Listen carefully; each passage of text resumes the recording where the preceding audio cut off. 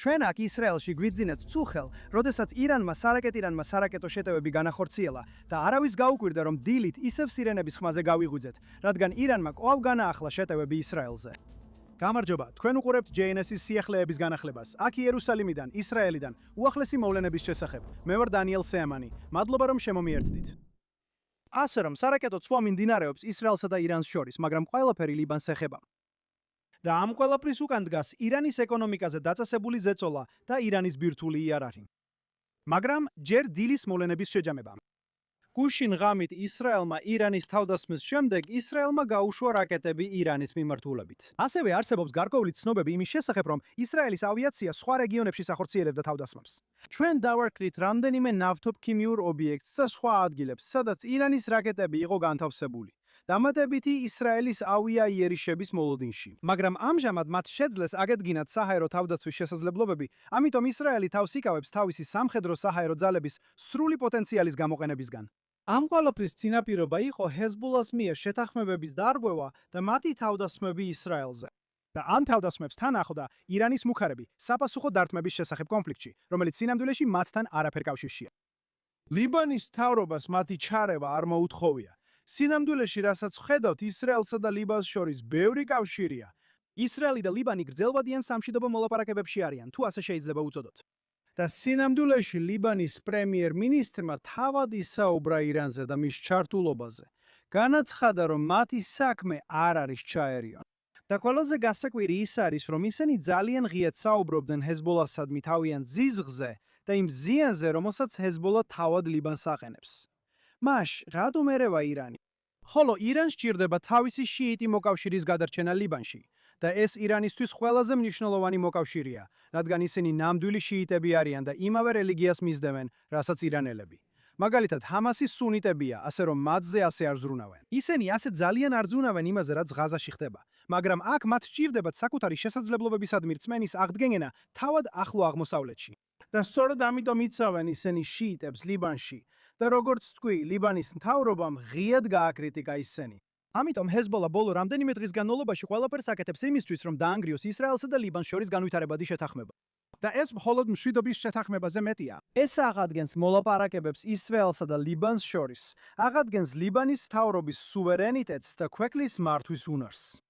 და ეს თავისთავად უფრო მეც დაფივდება, ვიდრე ქაღალდზე დაწერილი შეთანხმება. ეს ნიშნავს, რომ თუ ლიბანის მთავრობა 40 წელზე მეტი ხნის შემდეგ საბოლოოდ შეძლებს ლიბანზე კონტროლის აღდგენას, ეს ნიშნავს, რომ ისრაელსა და ლიბანს შორის მშვიდობა იქნება.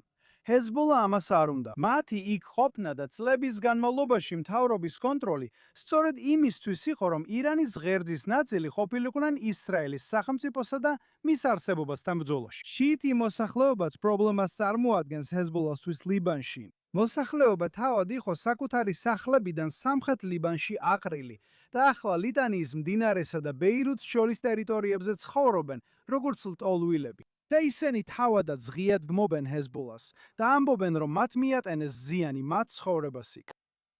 ამიტომ ირანელებიც ცდილობენ დაეხმარონ ჰეზბოლას და დაადუმონ ყველა, ვინც ახლა ლიბანში მათ წინააღმდეგ საუბარს ფიქრობს. ირანის ფრონტზე ორი რამ ხდება. ამერიკული ბლოკადა ჰორმუზის სრუტეზე ნელ-ნელა აღჭობს და ანგრევს იმას, რაც ირანის ეკონომიკიდან დარჩა.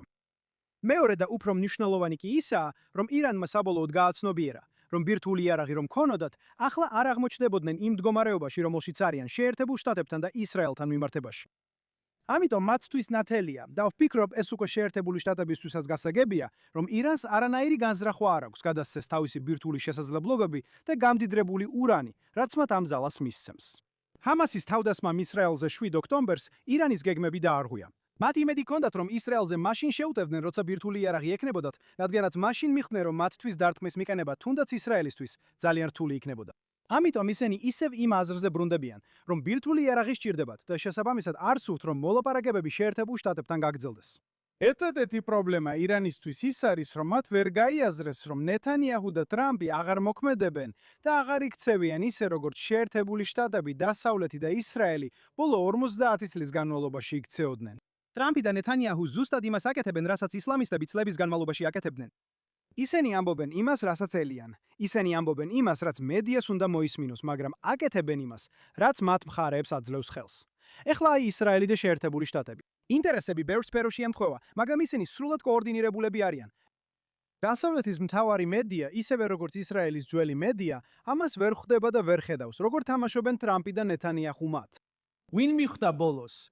ვფიქრობ, რომ მას შემდეგ, რაც დღეს დილით ისრაელმა ირანს დაარტყა, პასუხად გუშინდელ თავდასხმაზე ისრაელზე, ირანის მედიამ ეს გაიგო. მოულოდნელად როგორც ჩანს, მათ გაუჩნდათ ეს მოულოდნელი გაცნობიერება და მიხვდნენ რა ხდება.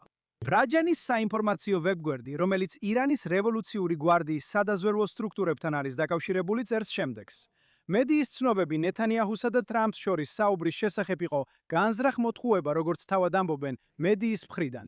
ეს მედიის მხრიდან არ ყოფილა. ეს იყო ტრამპისა და ნეთანიაჰუს მხრიდან, რომლებიც მედიის გამოყენებით სარგებლობდნენ და ყველაფერი მათ მიერ იყო კოორდინირებული. და ეს არაერთხელ გვინახავს გასული წლის განმავლობაში. ის ჯერ კიდევ არ მოსულა. ისრაელის მედია და დასავლეთის მედია ამას ჯერ კიდევ ვერ ხვდებიან. მაგრამ ეს შესანიშნავია, რადგან ეს ნეთანიაჰუსა და ტრამპის სასარგებლოდ მუშაობს. და მათ შეძლეს მათი მანიპულირება, რათა ეს ყველაფერი გაეკეთებინათ. ამითაც ისრაელშიც ბევრი წუწუნებდა იმაზე, რომ ნეთანიაჰუ ტრამპს უთმობს. ხოლო სხვები ამბობდნენ, რომ ეს ტრამპისთვის შესაძლებლობაა აჩვენოს, რომ ისრაელის გავლენის ქვეშ არ არის. არც ერთი მათგანი ამ საკითხებზე არ ზრუნავს. ისინი მხოლოდ იმას უყურებენ, რა არის საუკეთესო ამერიკისთვის და ნეთანიაჰუსთვის ისრაელში და იმ მიმართულებით მიდიან. და თუ ამისთვის მედიას გამოიყენებენ, საბოლოოდ ეს ყველასთვის უკეთესია. ისრაელის ოპოზიცია კი როგორც ყოველთვის არაფერს ხვდება. გუშინ ისინი აკრიტიკებდნენ ნეთანიაჰუს სისუსტისა და გადაუცვეთობის გამო და ამბობდნენ, რომ ის ტრამპის წინაშე იხრება. და დღეს დილით, მას შემდეგ რაც ისრაელმა საპასუხო ნაბიჯი გადადგა და ახლა ისევ ირანიდან რაკეტებით გვიტევენ, ყველა ამტკიცებს, რომ ნეთანიაჰუ ყველაფერს გააკეთებს, რომ არჩევნები ისრაელში გადაავადოს და გადადოს. და სწორედ ამიტომ დაიწყო ეს ომი. ასე რომ ჩვენ ყოველთვის გვექნება ასეთი სისულელეები პოლიტიკურ მიზეზთა გამო, რაც საბოლოოდ სამწუხაროა. რადგან ისრაელი და შეერთებული შტატები უნდა იყვნენ კოორდინირებულები. ისრაელი ვერ განახორციელებს ირანზე მოულოდნელ თავდასხმას. CENTCOM-ი აკონტროლებს ყველაფერს, რაც აქ ხდება. შეერთებულმა შტატებმა თავისი მთელი სამხედრო ბაზები ახლო აღმოსავლეთში გადაიტანა. აქ არაფერი ხდება ისეთი, რაზეც შეერთებულმა შტატებმა არ იცოდეს. ამიტომ ჩვენ ვერ განვახორციელებთ ირანზე მოულოდნელ თავდასხმას, ისე რომ შეერთებულმა შტატებმა ეს არ იცოდეს. ამიტომ უნდა ვიყოთ სრულად კოორდინირებულები და თანამშრომლობაში მათთან. და ეს არის ის, რაც ახლა ხდება სიახლეებში. ეს არის ის, რაც ამ მომენტში ხდება. ეს მოვლენები შეიძლება კიდევ რამდენიმე დღე გაგრძელდეს. მაგრამ თუ გსურთ იცოდეთ, როგორ გზნობ თავს აქ ისრაელში, თვიანობაში ყველაფერი კარგად არ გადაა. და ეს კარგია. ჩვენ ნორმალურ მდგომარეობას დაუბრუნდით. ისრაელში ჩვეულებრივ ატმოსფეროს დაუბრუნდით, რაც ნიშნავს, რომ ჩვენი შვილები ყველა სახლში არიან. ჩვენ კვლავ ხვდებით ჩვენს მეზობლებს და ვიგებთ რა მოხდა მათთან ბოლოს 60 დღის განმავლობაში, მას შემდეგ, რაც ცეცხლის შეწყვეტა გამოცხადდა. ვარჯიშსაც ვახერხებთ, რადგან ყოველ რამდენიმე საათში თავშესაფრებში გავრბივართ. მაგალითად, თელ-ავივში ხალხს უთხრეს, რომ ოფისში მისვლა არ ჭირდებათ. ამიტომ ხალხმა ოფისი კაფეებში გადაიტანა. იქ სხედან და როცა სირენები ჩაირთვება, თავშესაფრები ახლოსაა. კომპიუტერებს თავშესაფრებში მიაქვთ და იქ აგრძელებენ მუშაობას. თუმცა ინტერნეტის სიგნალი ძალიან კარგი არ არის. ასე რომ ყველას აქვს მიზეზი, რატომ უგვიანდებათ საქმე. საერთო ჯამში აქ ისრაელში ძალიან ძლიერები ვართ. ძალიან მიზანდასახულები ვართ. ზუსტად ვიცით რა არის გასაკეთებელი.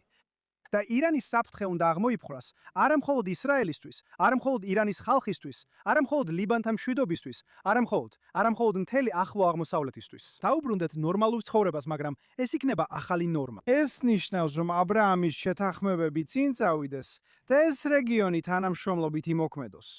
მაგრამ ასევე მნიშვნელოვანია, რომ დასავლურმა სამყარომ გაიგოს, ტერორიზმისა და ირანის მსგავსი მთავრობების შემსხლარებლობა არ აძლევს სარგებელს კაცობრიობას. ამიტომ რთულია თქმა, როგორ განვითარდება ეს მომდევნო რამდენიმე დღეში. ორი ადამიანი იცის, როგორ განვითარდება ეს. ესენი არიან ნეთანიაჰუ და ტრამპი. და ჩემი საუკეთესო რჩევაა, არავინ ეცადოს მათი ანალიზი ან იმის მიხვედრა, სად მიდიან ისინი, რადგან მათ აქვთ სიურპრიზები, რომლებიც მომდევნო რამდენიმე დღეში გამოჩნდება. მე ვარ დანიელ სიმანი. მადლობა რომ შემომიერთდით აქ, JNS-ის სტუდიაში, იერუსალიმში, ისრაელში, ამ ომის განახლებისთვის. ეწვიეთ JNS-ის YouTube გვერდს დამატებითი განახლებებისთვის, რომლებსაც დღეს და მომდევნო დღეებში გამოვაქვეყნებთ. და ისევ შეგხვდებით. მადლობა რომ ეხლა ჩვენთან ერთად იყავით.